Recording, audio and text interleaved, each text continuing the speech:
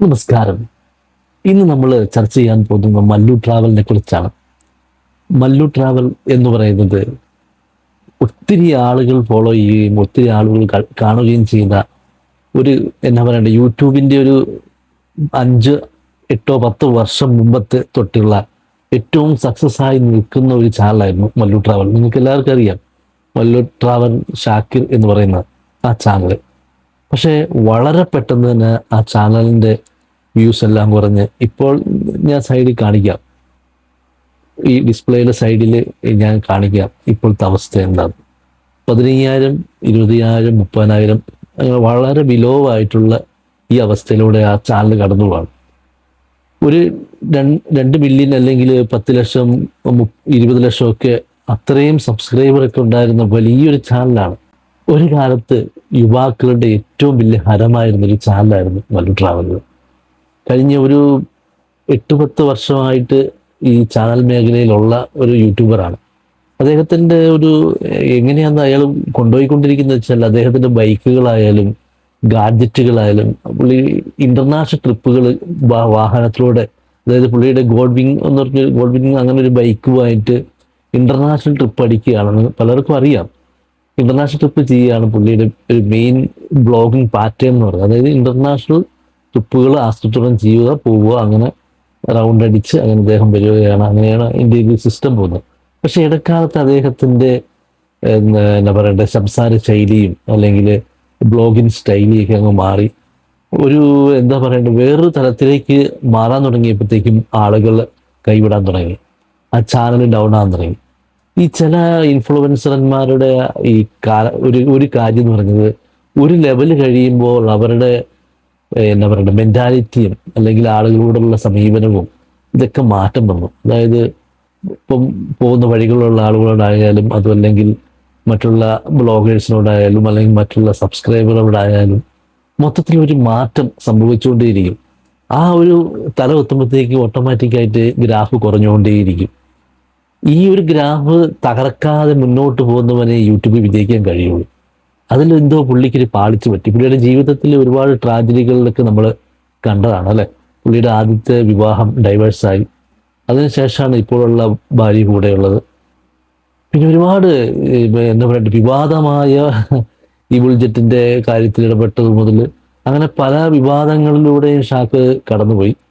ഇപ്പോഴും ആ ചാനൽ ഒരു ഗ്രോത്ത് ഇല്ല. എന്ന് വെച്ചാൽ ഇത്രയും സബ്സ്ക്രൈബർ ഉണ്ട്, ഓക്കെ, അത് സമ്മതിച്ചു. പക്ഷെ അതിൻ്റെ വ്യൂ കണ്ടമാനം അങ്ങ് പോയി.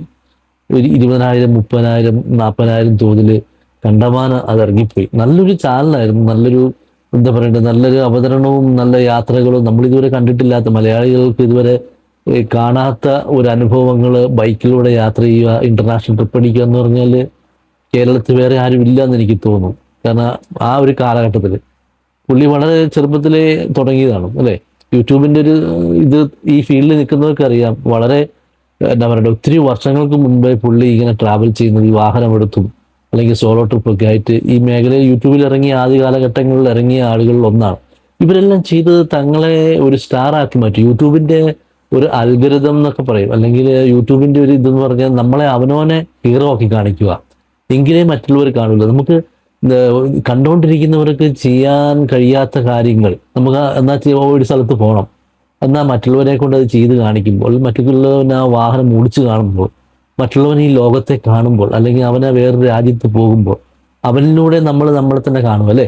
അവൻ പോകുന്നതിലൂടെ നമുക്കുണ്ടാകുന്ന ഒരു സന്തോഷം ആ രാജ്യങ്ങൾ കാണാൻ പറ്റുന്നു അല്ലേ.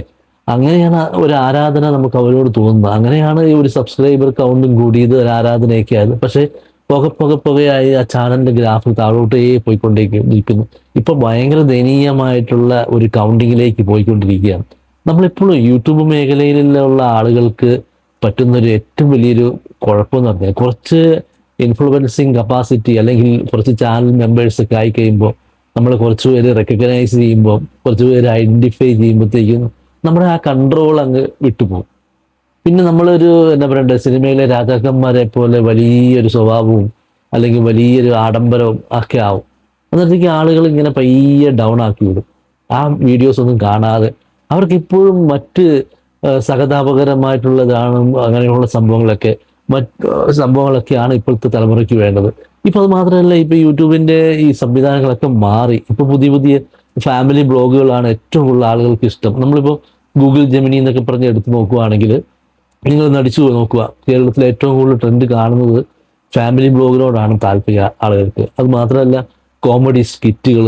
ഇപ്പൊ ഈ ബുൾജെറ്റിന്റെ വിഷയം എടുത്തിട്ട്, ഈ ബുൾജെറ്റ് ഞാൻ പറഞ്ഞതാണ്, അവരുടെ ചാനൽ നിങ്ങൾ ഇപ്പൊ ഒന്ന് കയറി നോക്കുക.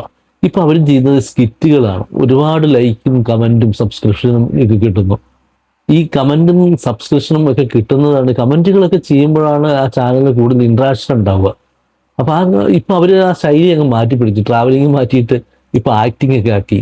ഇൻസ്റ്റാഗ്രാമിലൊക്കെ ഒത്തിരി ലൈക്കുകളും അതുപോലെ യൂട്യൂബിലൊക്കെ ഒത്തിരി ആളുകൾ കാണുന്നുണ്ട്. പുതിയ ഇതിലേക്ക് ഒരു മാറ്റം. യൂട്യൂബിൽ പണ്ട് കണ്ടുകൊണ്ടിരുന്ന ഒരു എന്താ പറയുക, ഒരു പാറ്റേൺ, നമ്മൾ ട്രാവൽ ചെയ്യുന്നു അല്ലെ, ആ വീഡിയോസ് കാണും, ആ ഒരു സിസ്റ്റം ഒക്കെ മാറി. ആ ഒരു കാഴ്ചക്കാരുടെ എണ്ണം കണ്ടമാനം കുറഞ്ഞു.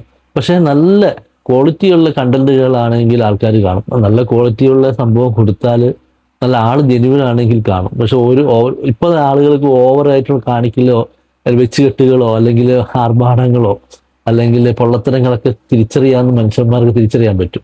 അപ്പൊ ഞാൻ വന്ന് ഷാക്കിർ ബോയുടെ കാര്യം പറഞ്ഞു. ഷാക്കിർ ബോയുടെ ചാനൽ നല്ലൊരു ചാനലും നല്ല യാത്രകളൊക്കെ ആയിരുന്നു. പക്ഷെ ഇടക്കാലത്ത് പുള്ളിയുടെ കയ്യിൽ നിന്ന് പറ്റിയ അബദ്ധങ്ങൾ കൊണ്ട് ആ ചാനൽ അങ്ങോട്ട് ഡൗൺ ആയിപ്പോയി.